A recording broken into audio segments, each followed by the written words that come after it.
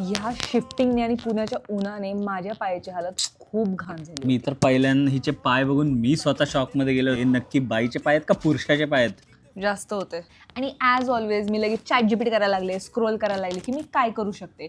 तेव्हाच मला भेटलं सोल स्किनचं फूट पिलिंग मास्क. यामध्ये आहे ग्लायकोलिक ॲसिड.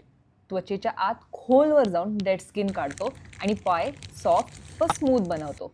जुनी डेड स्किन काढून हे स्किनला हायड्रेटेड आणि सॉफ्टही ठेवतं. हे प्रोडक्ट 100% क्रुएल्टी फ्री आणि व्हीगन प्लांट बेस्ड आहे. महत्त्वाचं म्हणजे यात पॅराबेन नाही. कळलं पॅराबेन? कळलं का असतं? तारक मेहता मधलं पॅराबेन.